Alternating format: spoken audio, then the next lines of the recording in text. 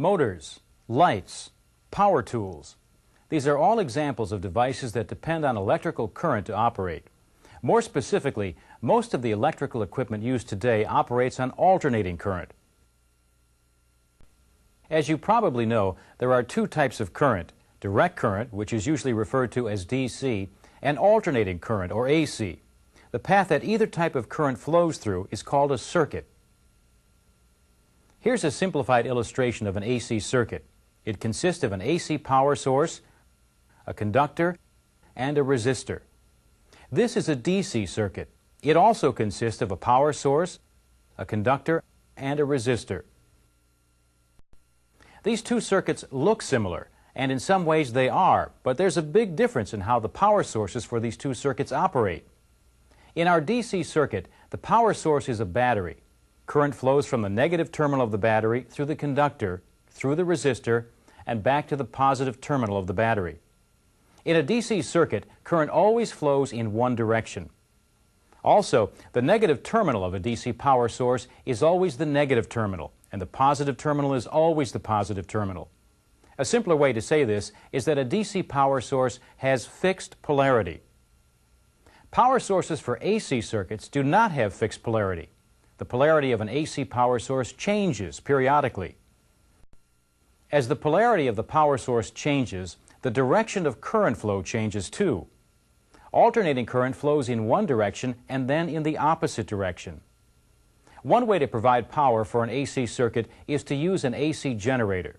The generator produces the voltage that causes current to flow through the circuit. This is a simplified AC generator. It provides power for a circuit that includes a light bulb. The generator produces voltage by means of induction. To induce voltage, three things must be present: a conductor, a magnetic field, and relative motion between the conductor and the magnetic field. In this generator, this loop of wire is the conductor, and the magnetic field is provided by two permanent magnets. The relative motion comes when the conductor is rotated so that it cuts through the magnetic field. There are two more components in this generator: slip rings and brushes. The slip rings are on the ends of the conductor. They slide against the brushes as the conductor rotates. The current produced by the generated voltage flows through the brushes and then on through the circuit. The magnetic field between the magnet poles is made up of a number of lines of flux. As the conductor rotates, it cuts through the lines of flux. Because the conductor moves in a circular pattern, we can think of it as starting at 0 degrees and rotating through the 360 degrees that make up a circle. At 0 degrees, the conductor is not cutting across any of the lines of flux because the conductor isn't moving. Since there is no relative motion between the conductor and the magnetic field, no voltage is induced. As the conductor starts to rotate, this half cuts downward across the lines of flux, and this half cuts upward. To make it easier to follow what's happening, we'll focus on one half of the conductor, the half that's moving downward. Since the conductor is cutting across the lines of flux, there is relative motion and voltage is induced. As the conductor moves toward 90 degrees, the angle between the conductor and the lines of flux increases, and the induced voltage increases. Maximum voltage is induced at the instant that this half of the conductor reaches the 90-degree point. As the rotation continues towards 180 degrees, the angle between the conductor and the flux lines decreases, and the induced voltage decreases. When the conductor reaches 180 degrees, the conductor is moving almost parallel to the lines of flux, and no voltage is induced. At 180 degrees, the conductor is halfway through its rotation, and the polarity changes. The half of the conductor that was cutting downward across the lines of flux is now cutting upward, and the half that was cutting upward is now cutting downward. From 180 to 270 degrees, the angle between the conductor and the lines of flux again increases, and so does the induced voltage. At the instant that the conductor reaches 270 degrees, maximum voltage is induced. As the rotation continues from 270 degrees to 360 degrees, the induced voltage decreases because the angle between the conductor and the lines of flux decreases. When the conductor completes its rotation at 360 degrees, no voltage is induced because the conductor is again moving almost parallel to the lines of flux. This type of graph is called a sinusoidal curve or sine curve. You've probably heard it referred to most often as a sine wave. This sine wave represents the AC voltage induced as a conductor makes a complete rotation through a magnetic field. Let's see how this graph is plotted. The vertical axis of the graph represents the magnitude of the induced voltage. The horizontal axis represents the time that elapses as the voltage changes. If the plotted voltage value is above the horizontal line, it's positive. If the voltage value is below the horizontal line, it's negative. A voltage value that is on the horizontal line is neither positive nor negative. It's zero. Now, let's plot the voltage produced by the conductor in this simplified AC generator. We'll start with the conductor in the vertical position. When it starts to move, the movement will be almost parallel to the lines of flux that make up the magnetic field. At this starting point, the angle between the conductor and the flux lines is 0 degrees, and no voltage is induced.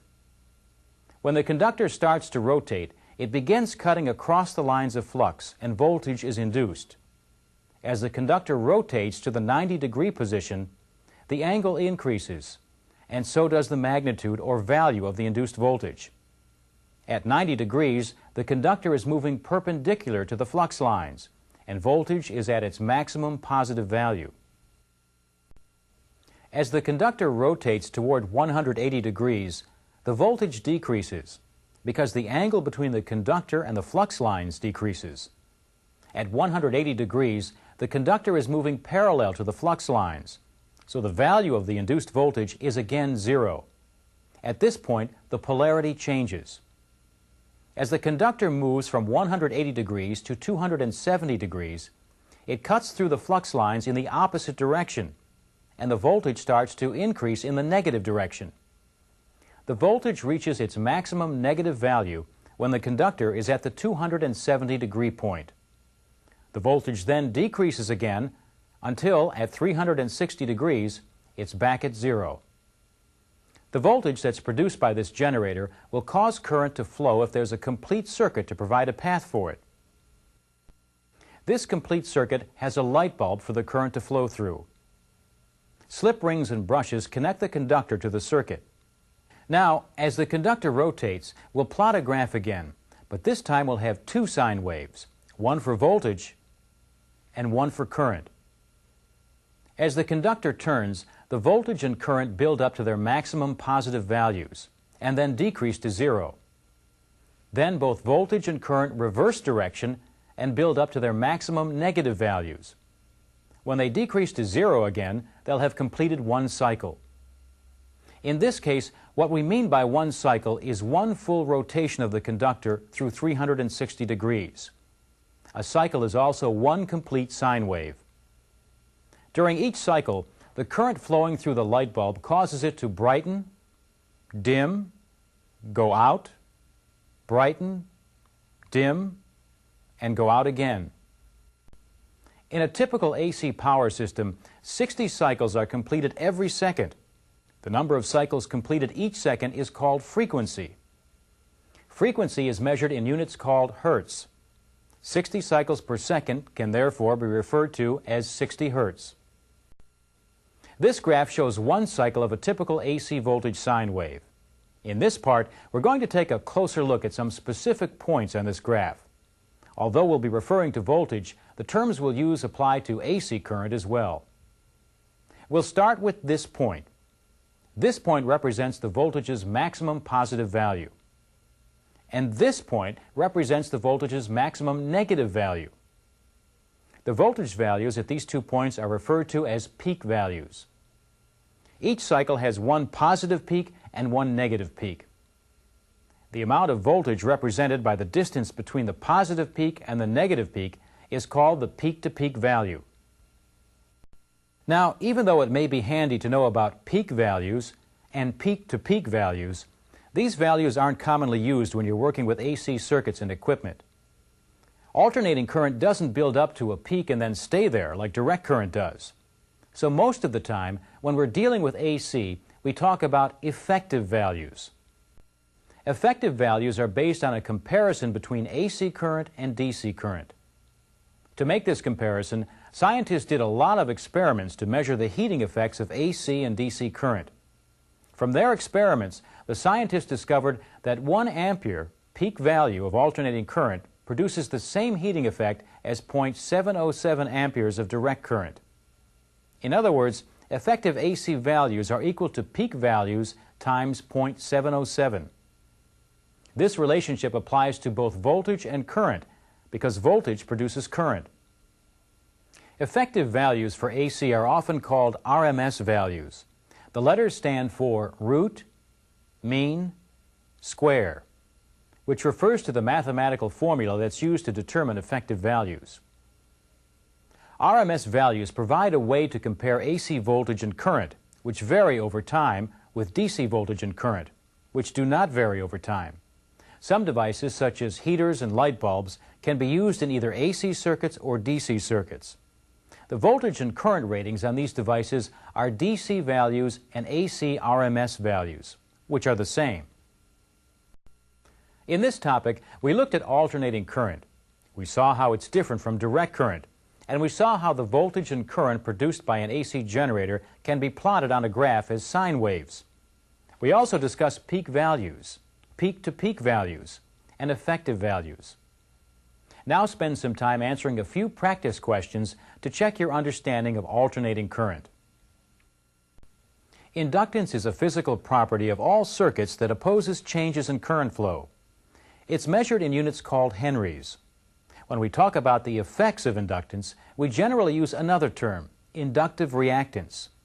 Inductive reactance is the measure of the opposition to current flow that's created by inductance. Because inductive reactance, like resistance, limits current flow, it's measured in ohms. To understand how inductive reactance limits current flow, it's first necessary to understand a process called self-induction. Self-induction is the induction of voltage in a conductor by AC current flowing through that conductor. This cross-sectional view of a conductor can help us understand how self-induction works. When voltage is applied to the conductor, current starts flowing through it. The current flow causes a magnetic field to build up around the conductor. The magnetic field that builds up starts at the center of the conductor and moves outward. The magnetic field continues to expand until the current that is producing it reaches its peak value. Now, while the magnetic field is building up, there is relative motion between it and the conductor because the field itself is moving. Whenever there is relative motion between a magnetic field and a conductor, voltage is induced. In this case, a current-carrying conductor is inducing voltage in itself, so we call the process self-induction. As the magnetic field builds up, the voltage induced in the conductor is opposite in polarity to the applied voltage. This induced voltage can be called countervoltage, counter-electromotive force, or more simply, CEMF. Because it opposes the applied voltage, the CEMF limits current. After the current flowing through the conductor reaches its peak positive value, it decreases until it reaches zero. As current flow decreases, the magnetic field collapses. The motion of the magnetic field collapsing is opposite to the motion of the field building up. Since the motion is opposite, the self-induction is also opposite. The voltage that's induced in the conductor now has the same polarity as the applied voltage. When the magnetic field has collapsed completely, there is no motion, so there is no self-induction. Then, as current flow starts to increase toward its peak negative value, the magnetic field builds up again. Whenever there's a change in current, the magnetic field also changes. The voltage that's induced in the conductor is always in the direction that opposes the change in current. In other words, if the current is trying to increase, the induced voltage opposes the applied voltage and opposes the change in current. If current is trying to decrease, the induced voltage aids the applied voltage and opposes the change in current. There are several factors that affect the amount of inductive reactance. That is, the amount that current flow is limited by inductance in a circuit. For instance, there is a relationship between the strength of the magnetic field cutting across the conductor in a circuit and the amount of inductive reactance in the circuit. So, anything that increases the strength of the magnetic field cutting across the conductor increases the inductive reactance. And anything that decreases the strength of the magnetic field cutting across the conductor decreases the inductive reactance. Let's see how inductive reactance can be increased by coiling a conductor. Here's a conductor that's wound into a coil. It provides more inductive reactance than this straight conductor. A straight conductor is cut only once by its magnetic field when the magnetic field changes. But with a coil, as you can see, the magnetic field developed by each turn cuts across almost every other turn as the magnetic field builds up and collapses. The more turns there are in the coil, the higher the inductive reactance will be. The inductive reactance that a coil provides can be further increased by placing an iron core inside the coil. The iron core concentrates and directs the magnetic field that the coil produces. So, inductive reactance can be increased by coiling a conductor and adding an iron core. Now, because inductive reactance limits current, when you change the inductive reactance, you are also changing current.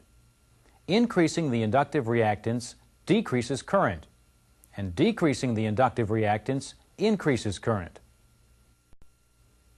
Inductive reactance is a measure of the current-limiting effects of inductance in a circuit. In this part, we're going to examine the relationship between inductance, current, and voltage. This is a sine wave that represents the voltage induced as a conductor rotates through a magnetic field. Here's the circuit that produces the sine wave. The amount of inductance in this circuit is so small that for our purposes it's insignificant. So we'll say that the only current-limiting factor in this circuit right now is the light bulb that provides resistance to current flow. This type of circuit can be referred to as a purely resistive circuit. In a purely resistive circuit, as long as the resistance remains constant, when voltage increases, current also increases. When voltage decreases, current decreases. When voltage and current stay together in this manner, they're said to be in phase. Now let's look at a purely inductive circuit. That's a circuit in which inductance is the only factor that limits current. Now actually, this type of circuit only exists in theory, because all circuits have some resistance, but it's helpful in understanding the effects of inductance on the relationship between voltage and current. In this purely inductive circuit, when voltage starts to increase, current does not increase right away. That's because the current flow is limited by an induced voltage that opposes the applied voltage. This induced voltage, which is commonly referred to as counter-electromotive force, or CEMF, keeps the current from increasing immediately. Therefore, the increase in current takes place later than the increase in voltage. When voltage starts to decrease, the induced voltage opposes a decrease in current. So the decrease in current takes place later than the decrease in voltage. Because the changes in current always take place later than the changes in voltage, it can be said that current lags behind voltage during the entire cycle. Whenever voltage and current increase and decrease at different times, they are said to be out of phase. In our purely inductive circuit, inductance causes voltage and current to be out of phase. In this topic, we looked at inductance. We saw how inductance limits current flow in AC circuits, and we discussed inductive reactance. We also examined some factors that affect inductive reactance and the relationship between inductance, current, and voltage. Now would be a good time to answer some practice questions to be sure you understand the material we've covered. Capacitance is a physical property of all circuits that opposes changes in voltage. It's measured in units called farads. Capacitive reactance is the measure of the opposition to current flow that is created by capacitance. Capacitive reactance, like inductive reactance and resistance, is measured in ohms. Capacitance is often added to circuits in power systems to counter the effects of inductance. Inductance is a physical property of all circuits that opposes changes in current. When the inductance in a circuit would limit current flow more than a desirable amount, additional capacitance can be added to the circuit to bring current flow up to the level that's needed. The devices that are used to add capacitance to electrical circuits are called capacitors. A capacitor is a device that stores energy. This is a simplified illustration of a typical capacitor. It's made up of two plates separated by an insulator. The insulator is called a dielectric. Its purpose is to keep the flow of electrons or current from moving from one plate of the capacitor to the other. The dielectric can be made of any good insulating material, including air. Now, before a capacitor can store energy, it has to have energy supplied to it. The process of supplying energy to a capacitor is called charging the capacitor. Let's see how it's done. To begin with, the capacitor's plates are electrically neutral. Each plate contains both positive and negative charges. When the capacitor is connected to a power source and the power source is turned on, electrons flow onto one of the capacitor's plates. Because the plates are separated by the dielectric, current does not flow through the capacitor. Because the dielectric blocks the flow of electrons, the first plate has an excess of electrons. Since electrons are negatively charged, the plate has a negative charge. Because like charges repel each other, the negative charge on the first plate forces electrons away from the second plate.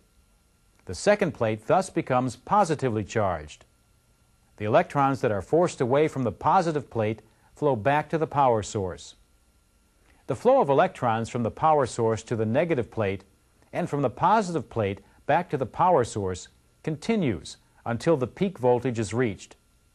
When the peak voltage is reached, the negative plate has gained a certain number of electrons, and the positive plate has lost the same number of electrons. For any given voltage, it takes a specific number of electrons to fill the negative plate. That number is called the capacity of the capacitor, or simply the capacitance. If too much voltage is supplied to a capacitor, too many electrons will be forced onto the negative plate. As a result, the dielectric material could break down. If that happens, current could flow through the capacitor from one plate to the other.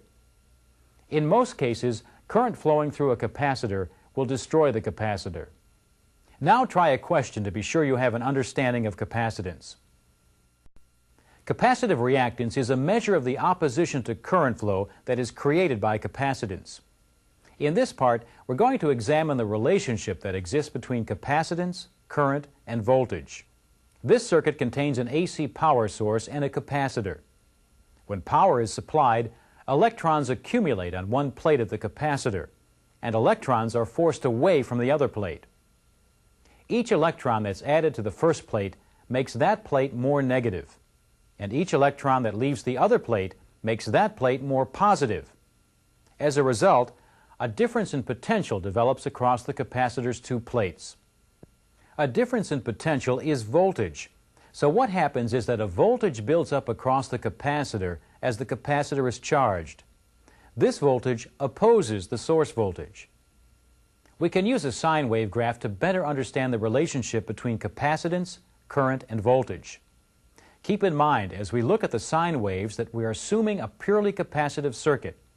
That is, a circuit that is not affected by resistance and inductance. The sine waves represent the source voltage and the current that's produced during a full AC cycle. At the beginning of the cycle, as the source voltage starts to rise from zero to its maximum positive value, current flow is maximum in the positive direction. As the source voltage rises, the capacitor is being charged, and the voltage across the capacitor is building up. At the moment when the capacitor is fully charged, the source voltage is at its peak positive value. The voltage across the capacitor is equal to the source voltage, but it opposes the source voltage. The two voltages have the effect of canceling each other out, so there is no current flow. Current is at zero. When the source voltage passes its positive peak, the capacitor starts to discharge. Discharging is the reverse of charging. Electrons leave the negatively charged plate and flow onto the positively charged plate. Current flow reverses direction. When the source voltage reaches zero, current is at its peak negative value. As the source voltage increases from zero to its peak negative value, the capacitor is being charged, but in the opposite direction. When the source voltage reaches its peak negative value, the capacitor is fully charged. Again, the source voltage and the voltage across the capacitor are equal and opposing, so current is zero. As the source voltage passes its negative peak, the capacitor again starts to discharge. When the source voltage reaches zero again, current is at its peak positive value, and the cycle is complete. Now, in the example we just looked at, capacitance was the only factor that affected current and voltage. In a purely capacitive circuit, capacitance causes voltage and current to be out of phase. Because capacitance opposes a change in voltage, changes in current always take place ahead of changes in voltage. Another way to say this is that in a purely capacitive circuit, current leads voltage by 90 degrees. Now see if you can answer a question about the relationship between capacitance, current, and voltage. In this topic, we discuss capacitance. We learn that capacitance is a physical property of all circuits that opposes changes in voltage, and that capacitive reactance is the measure of the opposition to current flow that's created by capacitance. We also discussed the relationship between capacitance, current, and voltage. We'll stop here and give you an opportunity to check your understanding of capacitance. In an AC circuit, there are three different kinds of power: true power, reactive power, and apparent power. True power in an AC circuit is power that is actually used to do work. The power in a purely resistive circuit is true power. These sine waves represent voltage and current for a purely resistive AC circuit. In a purely resistive circuit, voltage and current are in phase. They always increase and decrease in the same direction at the same instant. We can use these voltage and current sine waves to determine the true power in the circuit at any instant. All we have to do is multiply the voltage at any instant by the current at that same instant. Since voltage and current are in phase, they are positive at the same time and negative at the same time. Therefore, their product, true power, will always be positive. Whenever you multiply either two positive numbers or two negative numbers, you get a positive product. Now, the term positive power is just a convention. When we talk about positive power, we mean power that's going from a power supply to a load. When we talk about negative power, we mean power that is returning to a power supply from a load. We can better understand what this means by looking at a second type of AC power, reactive power. Reactive power is the type of power found in a purely inductive circuit or a purely capacitive circuit. It represents the amount of energy that is temporarily stored in a reactive device, such as an inductor or a capacitor. Reactive power is often defined as power that does not do any useful work. These sine waves represent voltage, current, and reactive power in a purely inductive circuit. Voltage and current are out of phase, with current lagging behind voltage. In the first quarter of the AC cycle that these sine waves represent, voltage is positive and current is negative. Multiplying the two together gives us negative power, because the product of a positive number and negative number is a negative number. During the second quarter of the cycle, voltage and current are both positive, so their product is positive. The same relationships can be seen during the second half of the cycle. In the third quarter, when voltage becomes negative, current is still positive, so power is negative again. Finally, during the last quarter of the cycle, both voltage and current are negative, so power is positive. In a purely inductive circuit, positive power goes from the power supply to the inductive device. The inductive device absorbs the power as its magnetic field builds up. During the negative power periods, the power absorbed by the inductive device returns to the power source as the magnetic field collapses. The amount of power that's returned from the inductive device to the power source is equal to the amount of power that's supplied by the power source to the inductive device. So in a purely inductive circuit, power just goes back and forth between the power source and the inductive device. No power is used to do work, so there's no power that we can identify as true power. The power in a purely inductive circuit is only reactive power. In a purely capacitive circuit, when power is positive, the capacitor is charging and storing up power. When power is negative, the capacitor is discharging and returning power to the power source. The effect is the same that we saw for the purely inductive circuit. The amount of power that's returned from the capacitor to the power source is equal to the amount of power that's supplied by the power source to the capacitor. Again, the power doesn't do any work, so it's reactive power rather than true power. The last kind of AC power is apparent power.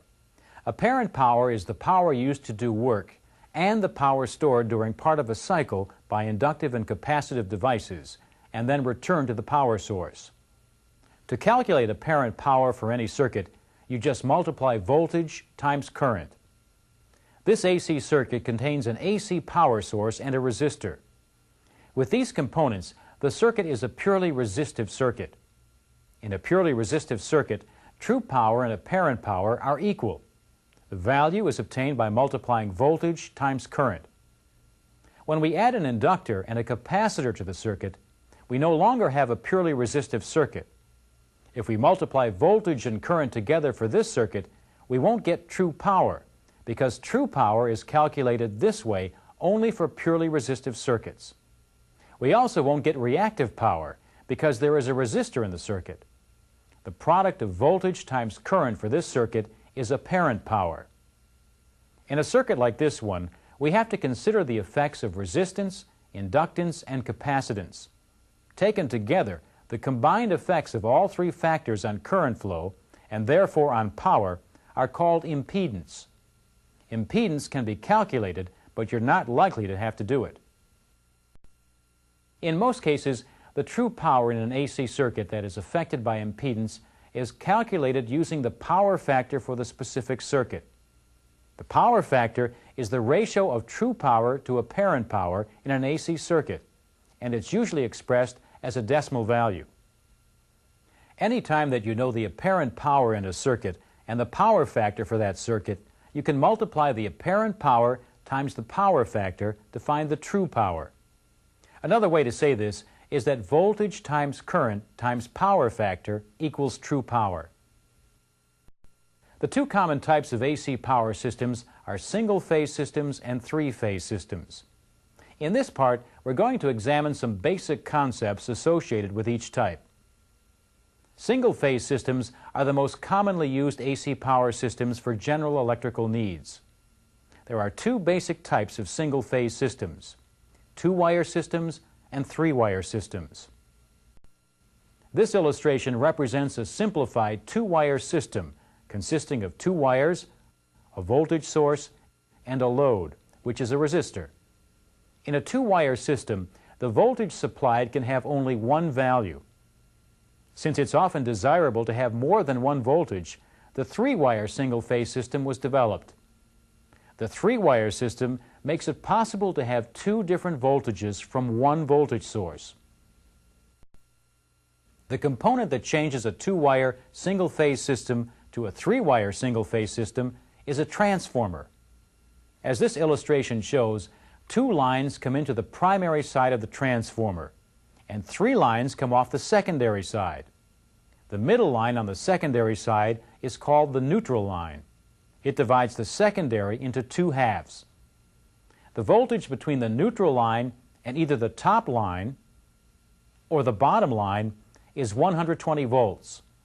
The voltage between the top line and the bottom line is 240 volts.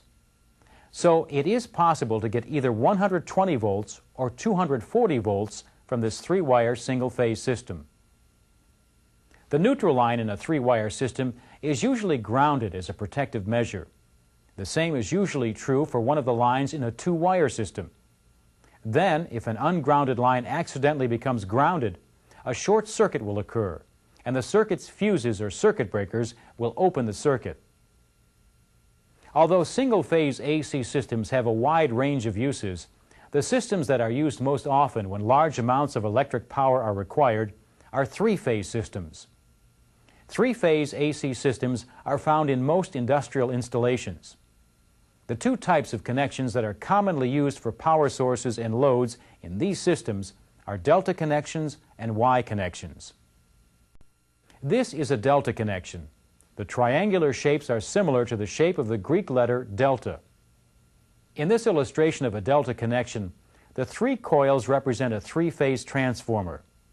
The ends of each coil are connected to the ends of the other two coils. The three wires coming out of the transformer are connected to three resistors, which are also delta connected. It's important to note that the current and voltage in the coils and the resistors of a three-phase system are not always the same as the current and voltage in the wires. The current that flows through the coils or the resistors is called phase current. The voltage that's applied across the resistors or induced in the coils is called phase voltage. The current that flows through the wires is called line current, and the voltage that's applied to the wires is called line voltage. In a delta-connected system, the phase voltage equals the line voltage, but the phase current does not equal the line current. Each coil or resistor is connected across two wires, so the voltage in each coil or resistor is equal to the voltage in those wires. However, the ends of two coils or two resistors are connected to one wire, so the current flow through the coils or resistors is not equal to the current flow through the wires. The line current is actually equal to the phase current times the square root of 3. Since the square root of 3 is 1.73, we can say that the phase current times 1.73 equals the line current. You'll need to know this when you're taking readings of current and voltage on three-phase systems that are delta connected. The other common type of connection for three-phase systems is the Y or star connection. In a Y connection, one end of each coil or resistor is connected to one end of both of the other coils or resistors. The free ends of the coils or resistors are connected to the three phase lines. In a Y-connected system, the phase current is equal to the line current, but the phase voltage is not equal to the line voltage. The phase current is equal to the line current because the current flowing through each line has to flow through the coil or resistor in the line. The phase voltage is not equal to the line voltage because the voltage in each coil or resistor has to be added to the voltage in one of the other coils or resistors to form the voltage across any two wires. In Y-connected systems, line voltage equals phase voltage times 1.73.